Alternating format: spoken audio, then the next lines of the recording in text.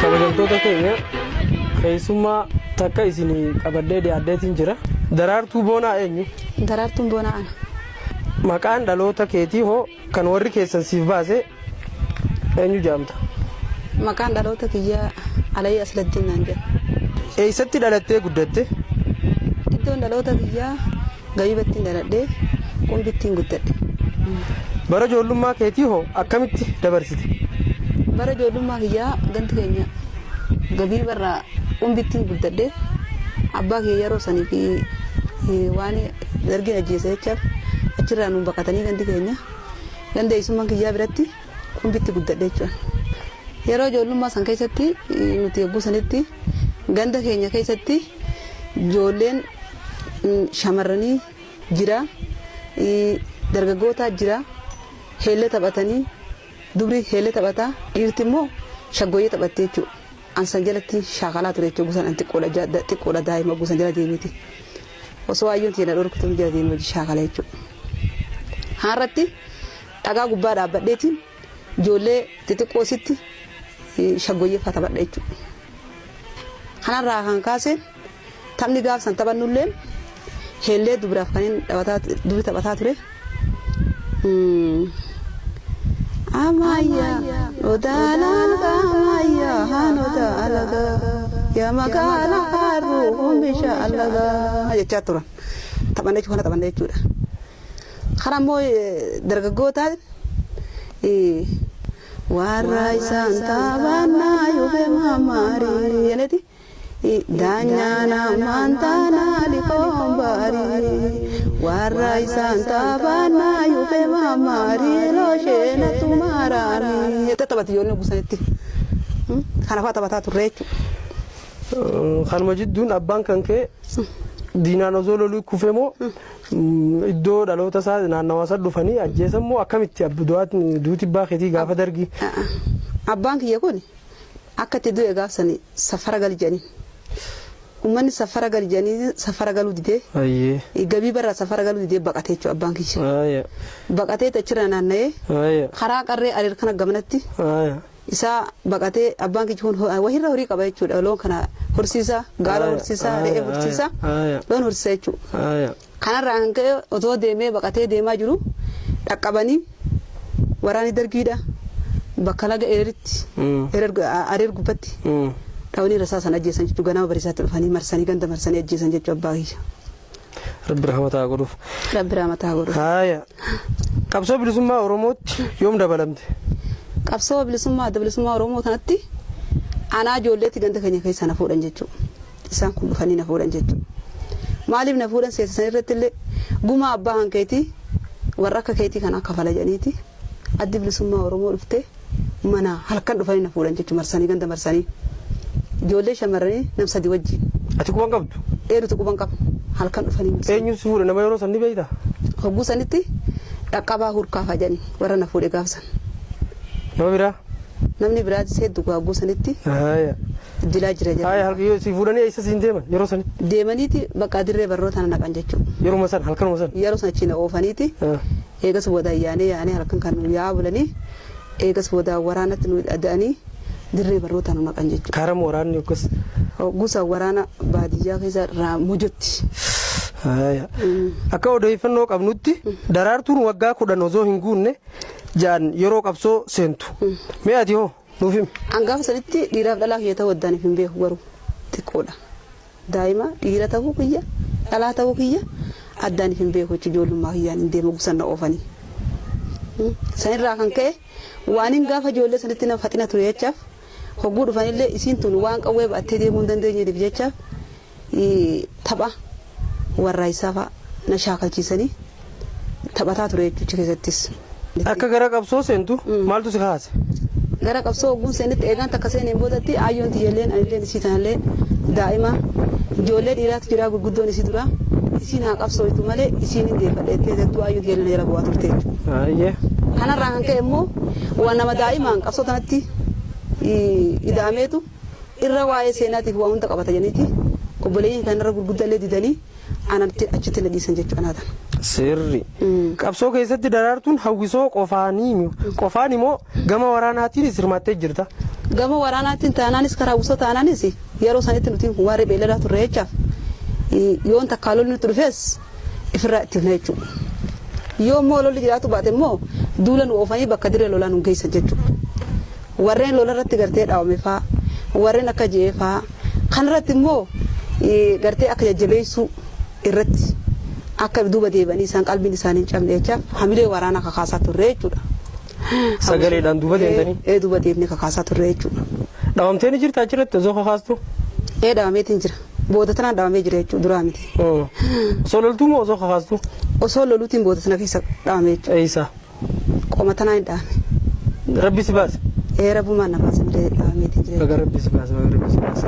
Haakima dhayitee san booda fayyite? Ogguu duraa miila kanaa dhaawameetiin haakima isaanillee ni qaban jechuudha. Doktoroota hedduu qaban. Namas bakka waan dubbee qabnu jechaaf hogguu sanitti bakka itti nama wal'aan ni jira. Haakimoonni akkuma warri digriin eebbame warri haakimootaan eebbame hundi hedduu jira jechuudha beekaan hedduu jira jechuudha. Kanarraa kan ka'e hogguu sanitti isaan sun na wal'aananiitiin fayyee. Achumatti fayyee ammaasii lammada hidhadhee ammas lammada ka'ee.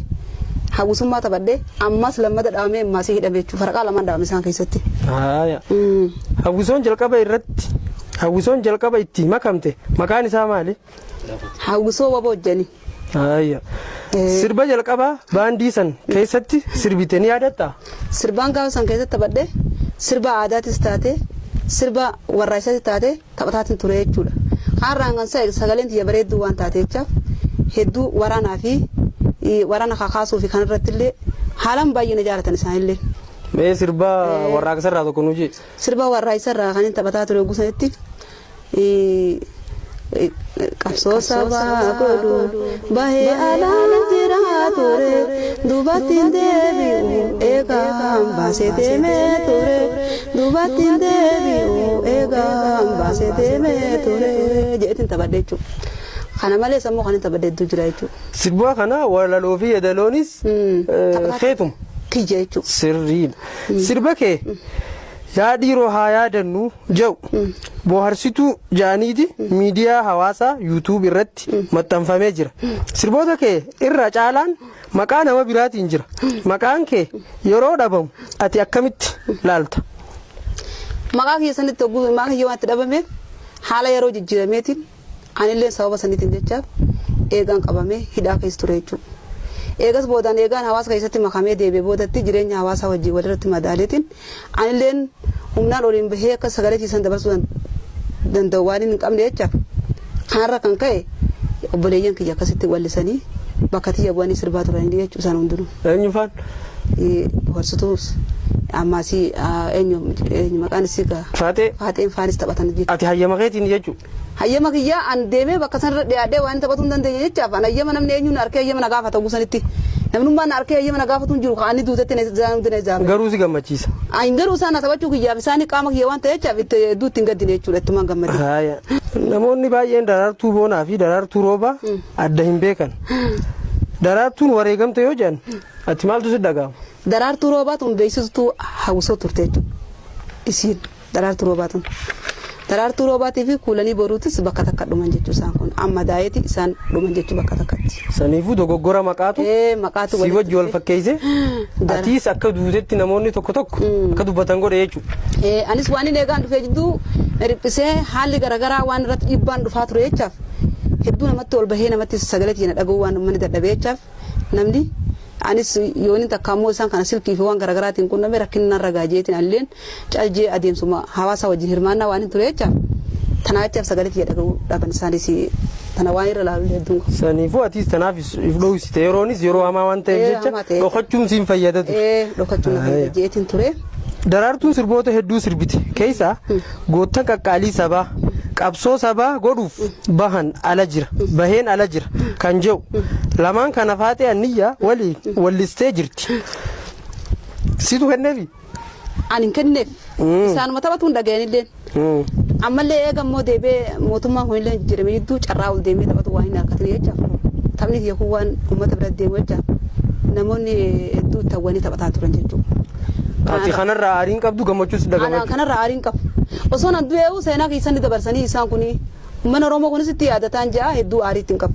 Garuu ammaaf eegana dhagaaniin booda ana jireenya hin dhagaaniin booda yoo taphatan ammoo ittiin aara. Kan biraa ammoo sirboonni wooboo koo yaa jaallan qabsoo waa hillan jireenyaa koo ka jedhu laalaama daaticha shaggaa bareenni dhaloota ka jedhu tokkummaan kan jedhu faan jira.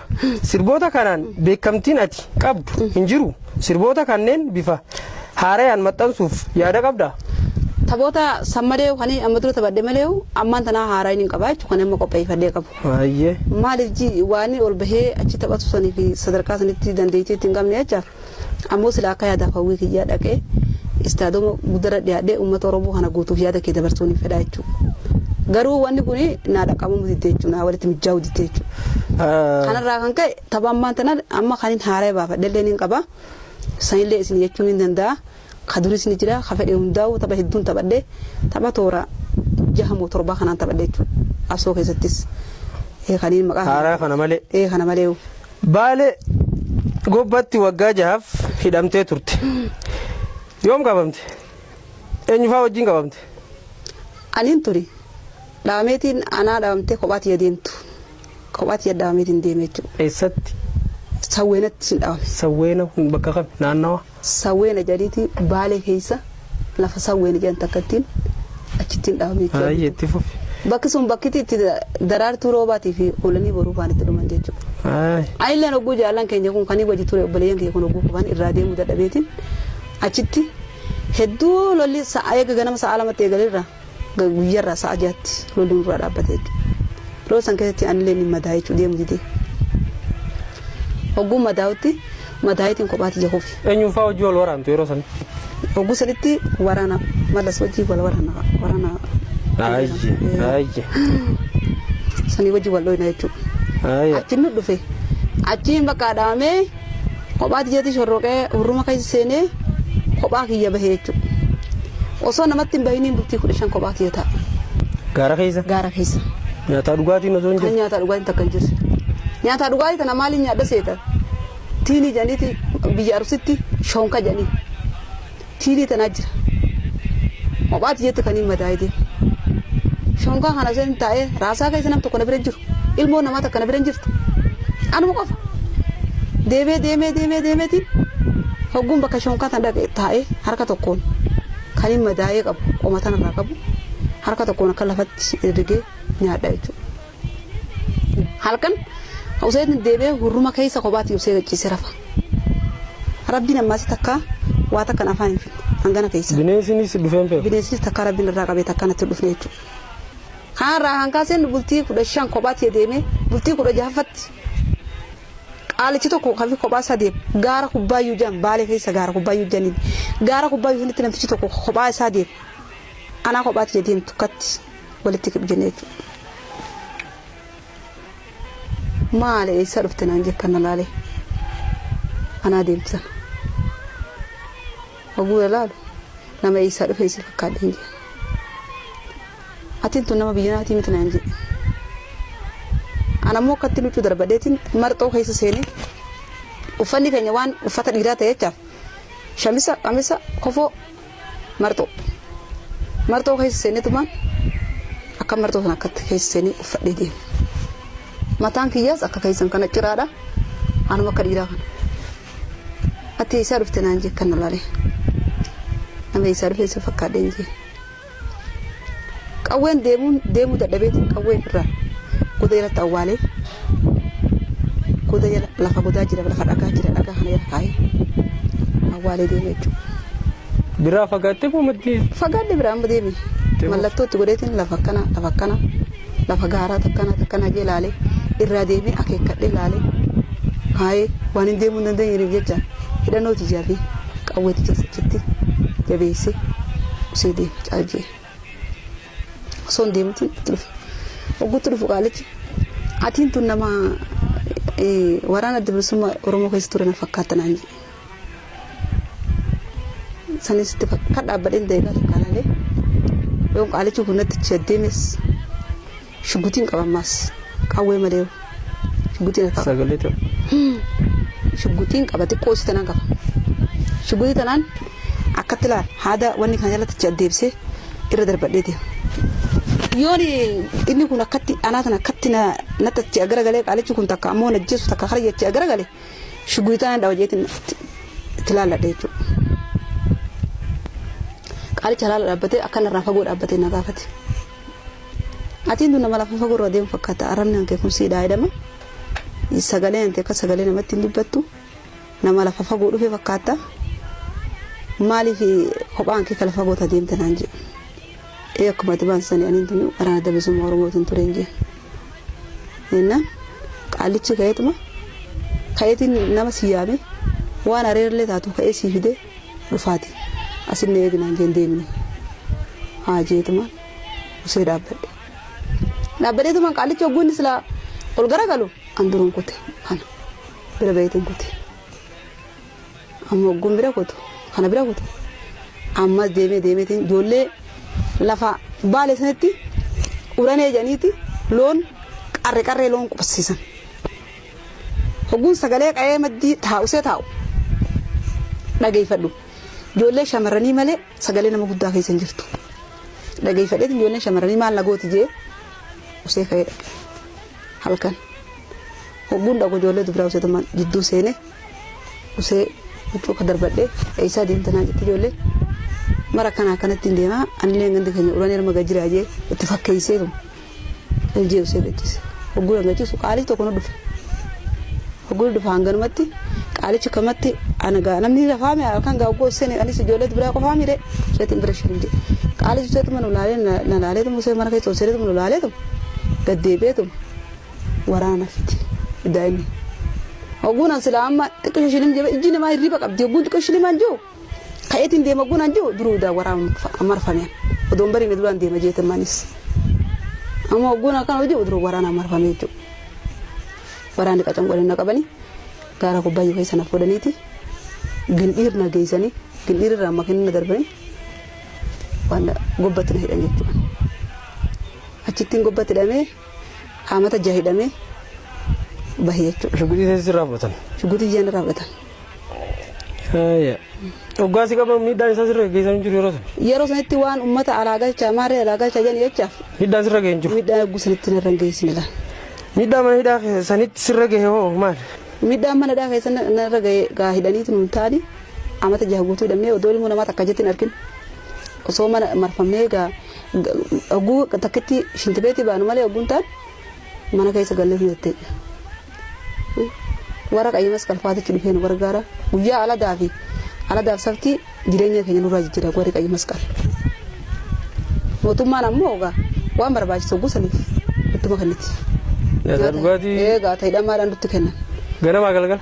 Ganamaa galgala nutti kennan. Maal nyaata daabboo moo biddeena? Sa'a jaha biddeena nu fidanii ganama daabboo firii takka nu kennan. Mana hidhaa sanirraa yoom baate? Mana hidhaa sanirraa 95 bahe. Gara 1995? Gara 1995 bahe. Amma maalirra jirta daraartu? Eegas boodaan gallaan galeetiin bakka 97 keessa bakka bultii ijaaree jechuudha. Egaa hawaasatti makamte bultii ilmaan horattee ilmaan meeqa qabda? Ilmaan 5 qaba. Maqaan isaanii eenyu feeni? Dhiira meeqaa fi dubara meeqa qabda? Dhiira dubara 3 fi dhiira 2 qaba. Maqaan isaanii eenyu feenyu jedhan? Tokko Magarsaadha. Ayyee. Tokko Mul'ata. Ayyee. Tokko Hambisaadha. Ayyee. Maqaa ijoollee kee kana baaftee gootuuwwan itti yaadatu qabda? Maqaa isaanii kana wajjin ni yaadadha jechuudha. Kan qabsurra wareegaman?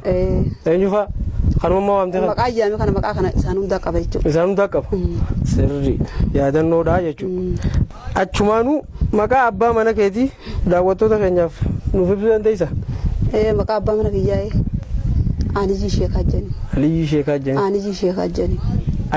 Anijii Sheekaa jedhani. Sirri. Inni hoo qabsoo keessatti hirmaannaa qaba moo? Inni lakkii qabsoo keessatti hirmaannaa qabu inni hawaasuma keessa ture. Akkasi. Waggoota 20 oliif if dhoksitee jiraachuu turte. Amma immoo gadaan deebi'ee daraartuun haadha siiqqee gadaa humbannaa bareentoo taatee jirti. Maaltu sitti dhaga'ama? Nama gacarraa kan harkadhee gadaa humbannaa bareentumaa kana keessatti filatamuu kiyyaaf baay'een itti gammada jechuudha. Carruma kanaa uummanni keenya waliin gahee uummanni Oromoo beekaa fi hayyuu meeqaa duratti sababa maqaa Oromummaa kanaatiif hedduu dhumaa ture jechuudha. Har'a immoo sababa kanaan akkatti dirree ifa bahanii Oromummaa isaanii kanaan gadaa isaanii kan durdeeffatuu isaanii baay'eetti na gammachiisa jechuudha. Sadarkaa qabsoon Oromoo irra geesse kana akkam ilaalta? Sadarkaa qabsoon Oromoo irra geesse har'a maqaa Oromummaa kanaan kan mul'atu jechuun dura gammachuu guddoodha jechuudha. Kanarraa kan kaase ammaasii dhugaa har'a carraan kan Oromoo waan ta'e jechaaf. Ana immoo waa hedduu xiqqoo wanni natti dhagahamu osoo silaa obboleeyyan keenya kun warreen akkatti wal afaan dhufanii wal afaan akka tatta'an kun walitti wal jejjeeqan kun odoo silaa tokko ta'anii wajjin hiriiranii fedha jechuudha.